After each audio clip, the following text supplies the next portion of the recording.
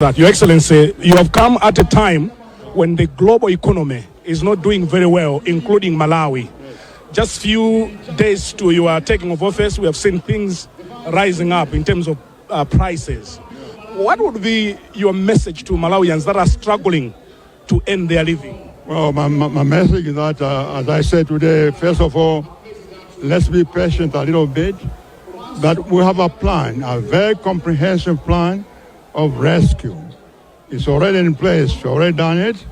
And we are already in discussions with various international agencies, both official and private, beginning next week. In fact, I'm seeing some of them this afternoon. And tomorrow is Sunday. Sunday, Monday, Tuesday, we're meeting all sorts of international organizations. They're coming here to talk about how they can help this country, how we can work together.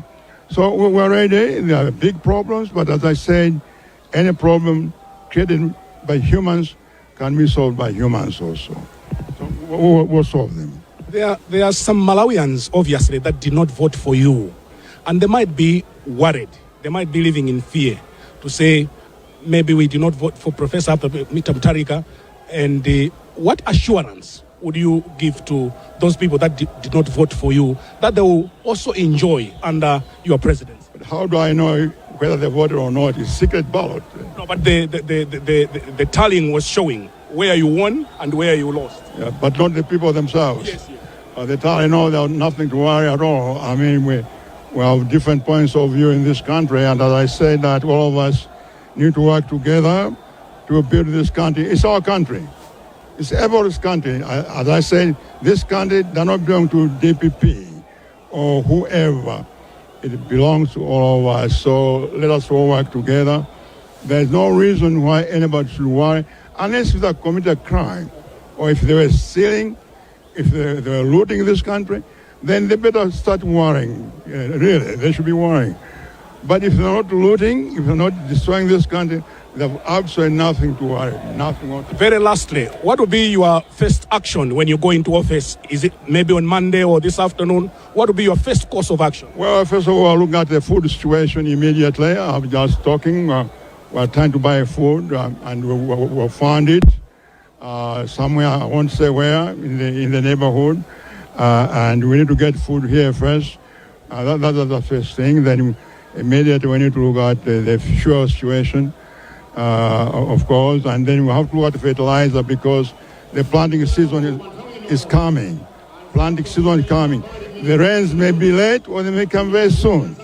So that's an immediate problem. So those three things, we're going to start immediately to work on them. Then we'll go to long-term things later on. We wish you well, Your Excellency, and thank you very much for granting us this interview. My pleasure. We wish you well. Amene on the President Peter Mutharika kuyankhula exclusively to Times Television. Pali zinthu zina zimene zichitike mwamsanga, pali zina zimene zichitike mochedwerapo, koma akuti apeza chimanga. Yes. Akuti apeza chimanga, anthu safa njala. Yes, akuti akangofika afuna aone kuti takhuta bwinobwino. Yeah. Ndi mwafunsa kuti akangokhala pa mpando kandi lolemba lino kala nditi alongosola ziti ndi akuona kuti chakudya chipanga prioritize kuti apanga pamenepo. Pazachumazo afotokozaso kuti imwina atidikire tione kuti zikhoza kukhala bwanji. Komanso unity kwa Malawi onse nkutheka kuti ena sadavotele iwowo ena adapanga chani koma tonse ndi afa Malawi padakali panopa president ndiye kuti ndi Professor Peter Mutharika amene akhale president wa Malawi tonse. So I think mwachidule fotokoza choncho President Mutharika, president number 7 wa dziko la Malawi. Mudi inali bwanji pano? Mwayiona bwanji mudi? Anthu anabwera usangalala Brian chifukwa chokuti Malawi ambiri ata President Mutharika kunyamuka pano tsopano mwaona achisale? Timanenaso kuti panopa akamachoka pano galimoto zace zikhala mwaonano ayika chinkango chijambali. Mkango ayika mbali naye. Faina bwele yopanda mkango. Mkango kumanzereku mbendera ya Malawi kumanjaku ndekuti kamakafika chambali yauko mawiwiwiwi aja kwatenga pamene papa kumapita nawo. Mudi general Brian Malawi amene anabwera kuno amazasangalala kuti talemekeza ngati dziko democracy zimene Malawi anafuna kuti zikhale choncho. Brian ndiye alendo akadalipo pano president aku Zimbabwe Anangagwa adakalipo mpano komanso aku Mozambiki akadalipo mpano galimoto zawo zizibwera pano kuti zinyamuke osachedwa. Kuphatikizaso athu anziko muno opuma mai Joyce Banda tinawo pompano, Bakili Muluzi tinawo pompano, ausi tinawo pompano. Wadiyankhulira acheya nthawi. Tikapeza mpata tikanayankhula ndi acheya tinapempha. Ndipo ndikhulupirira kuti uthenga wafika kuti tifuna titayankhula ndi acheya so ngati zingatheke Brian. Ndi mmene zikuchitikira kuno mwambo ochititsa chidwi umene wachitika kuno ku Kamuzu Stadium. President wathu wa number 7 tamulumbiritsa.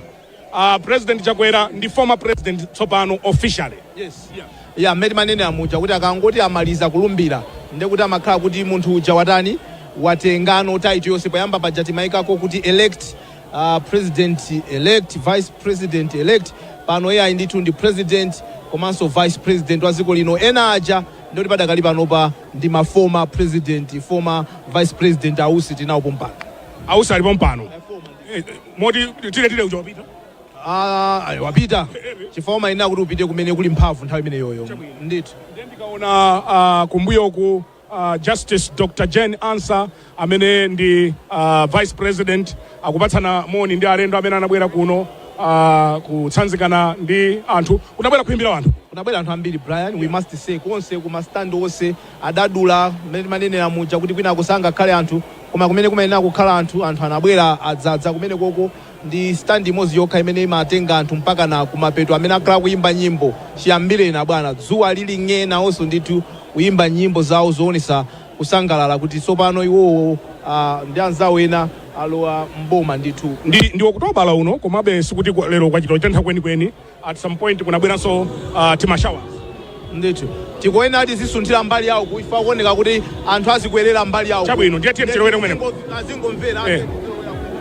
Ndi mmene zikuchitikira kuno ku Kamuzu Stadium. Ndipo akuluakulu a chipani cha Democratic Progressive ndi amenewa pano tsopano Justice Dr.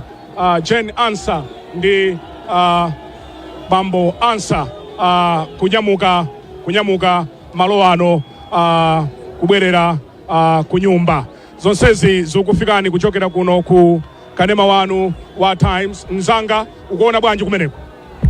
Brian kunoko ndikuona kuti Justice Dr. Jane Ansah ndi afika pano mwina tikhoza kungoyima kungolankhula nawo timve chimwemwe chawo akuoneka okondwera kwambiri akusekerera ndithu. Tsiku lopambana zayenda bwinotu kwa basi zosangalatsa mudalota nkomwe kuti tsiku limene lidzafika. Hayi ndithu Mulungu yekha ndi amene amadziwa. Mwatumikira bwanji Amalawi tutatumikira pochita zinthu zoti Malawi itukuke tichoke mmene tililimu kuti tikhale pena. Vice President athu anyuwani tikufunaniza bwino zonse. Zikomo. Amenewo ndi Vice President Justice Dr. Jane Ansah atumikira Malawi akutero. Akutero ndithu kuti iwo atumikira Malawi samaganizirako kuti siku lina lake zikoza kutero koma Mulungu yekha amene amadziwa mawa ndi amene mwina amadziwa kuti tizakhala ndi mai Jane Ansah ngati Vice President wa dziko la Malawi. Alendo olemekezeka ena amene anabwera akubwerera pano kunyamuka kubwerera kuti akaone zina mtaunimo. Amene zatenemu ndi kuti basi muwaona anamalumba timacheza nawo apapa chimwemwe chawo kusangalala tsopano akutiuza kuti akutini panopa ndine woyankhulira tsopano mtsogoleri wa dziko. Kuna amatero amandinong'oneza ndikuyankhulira mtsogoleri wa dziko osati kungoti kuyankhulira Mutharika kapena kungolankhulira mwina mtsogoleri wopuma. General Piri apatseni moni. General Piri ka 1 minute ngati zingatheke apatseni moni. General tili pa live pa TV apapa mwagwira ntchito yanu imene magwirira. How happy are you ndi imene tayendera dziko munatilonjeza kuti Amalawi tisungabata tikhale ndithu odeka mwamalizisa mpaka na kupereka mphamvu kwa president wathu number 7 mungatiuze chani Amalawi tsopano going forward? Kwa ine ndokondwera ndikukhulupiriranso kuti Amalawi onse akutikhulupirira ife ngati achitetezo kuti poyambirira tina anthu amakayika koma tinanena kuti tipereka chitetezo chabwino kuti mdziko muno mukhale mtendere komanso kusapezeke kuti anthu akuvutika chifukwa cha mavuto zovuta zimene zingachitike chifukwa cha kusagwirizana chifukwa cha zisankho kapena zina zimene zingabwere polimbirana malo aukulu kapena ulamuliro wa dziko lino. Ine ndikukhulupirira kuti ngati Malawi Defense Force zonsezi ife takwaniritsa, tagwira ntchito bwino, ati tikuthokoza wina aliyense Malawi muno kuti anatipatsanso support kuti ntchito yathu iyende bwino. Ife Amalawi ndi amene atipatsa chitetezo, ndikukhulupirira choncho. Ifeyo patofa sitikanatha kukwanitsa zimenezi. Tathokoza ndithu chief wa Malawi Defense Force General Valentino Pili. Munthu ofikirika. Ni munthu ofikirika. We wish you well. Zikomo kwambiri. Tathokoza General Pili amene tinenenso kuti president yaku Mozambique komanso president yaku Masamala Banda anyamata wa makankha ndithu kwakhala kuti president yaku Mozambique ndi yaku Zimbabwe anyamuka tsopano malo ano. Former presidents athu adakali pompano tikhale tikulankhula nawo. Little Brian ndakuoneka kuti akufuna atasunthe anthu pang'ono kuti mwina mwake anthu atha kumanyamuka bwinobwino amene ali pano pa ndithu. Brian. Iyayi ndikuonanso apa anamalomba auchitowala amandinong'oneza kuti pano ndikuyankhulira mtsogoleri wa dziko wanda sindikuyankhuliraso ujeni yani. Panopa ndi spokesperson of the head of state now. Kwambiri. No, it's a great feeling. It's a great feeling. Akuti ku opposition sikwamasewera iya. Ayi. Adanena omwe aja kuti ku opposition nkumanda. Ndiye ali kumanda akwewo. Akhale umene. Iwaja. Atiwo. Iwaja. Tingokondwera bwinobwino bwana. Tungokondwera bwinobwino ine sipo mana. Loko pokondwera sumakumbukira ubachala kuti. Umakumbukira ubachala? Umakumbukira ubachala. Umayenda kumapanga ulendo wako umakumbuye kundaenda chocho usafikapo. Ayi kumatithokoze mu. Lero step ya sinthu athu na malomba. Aunjanja. Akunanala na malomba. Mwaone palinda tindalendo. Pali mawena amene mungauza Malawi. Amalawi tingauza kuti mena fotokozera bwana. Kuti mwina mwake talowa mboma talowa kudekhako pang'ono kudekha komanso tisaononge chuma chathu tisaononge katundu wathu tiye ndigwireni ntchito mvula ndimene kubwerayi tiyamba kubwera tiye ndigwireni ntchito komano boma la Profesa Peter Mutharika lionetsetsa kuti chakudya chipezeke anthu amene akusunga chimanga kumasunga kuti atadzagulitsa modula nthawi nake shauli yawo chaonongekera chimanga chimenechi. Ndathokoza kwambiri.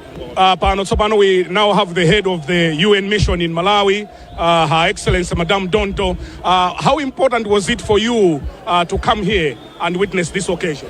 It's very important. Malawi has just done something that many African countries don't do.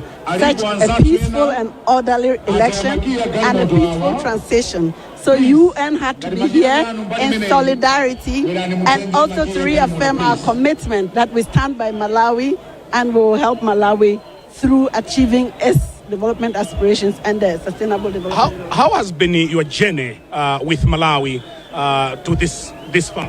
It has been a very interesting journey with Malawi because together we have worked from preparing for these elections, but also from identifying the challenges and accompanying Malawi to achieve its development aspirations.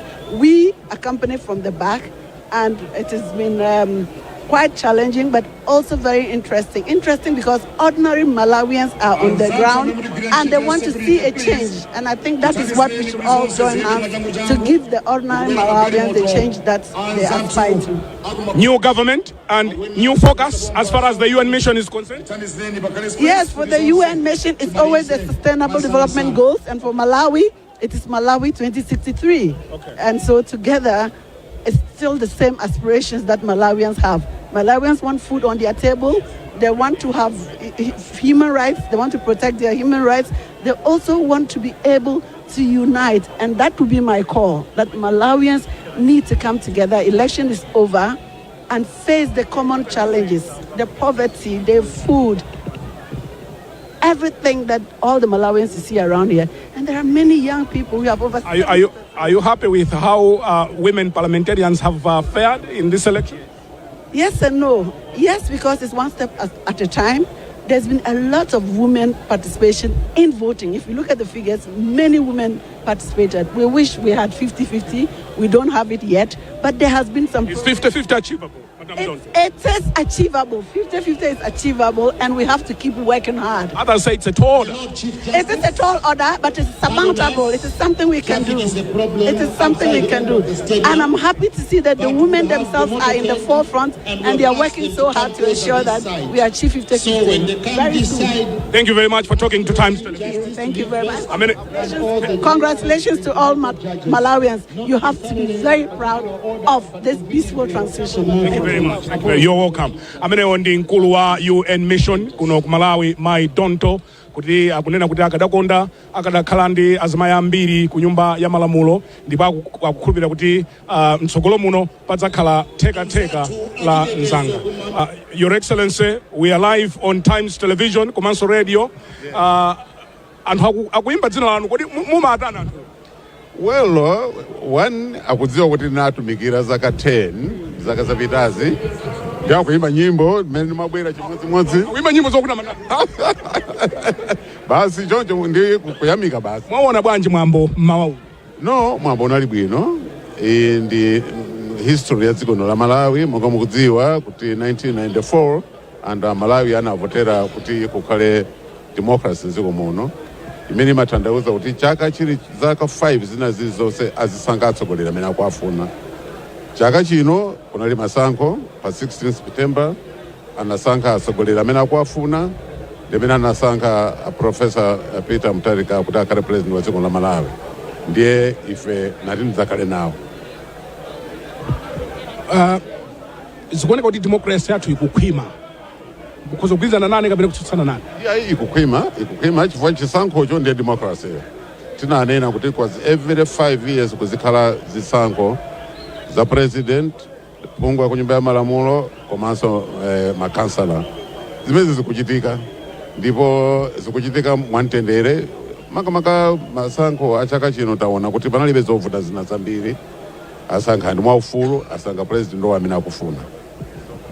Zikadakhalanso zokoma achakwera akadakhala pano. Zoonadi ine ndinamva kuti atakubwera ndiye malinga ndi mmene zinalili sindikudziwa kuti chaleperesa ndi chani koma zikanakhala kuti akanakhalapo.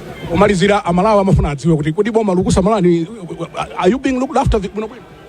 Amasamala kumene. Anthu amafuna adziwe kuti ache ali bwanji? Ali bwino kwambiri. Ali bwino kwambiri. Amalawi amene akutionera pano mawu anotsiriza ndi otani? No, kuchokera kwa ache.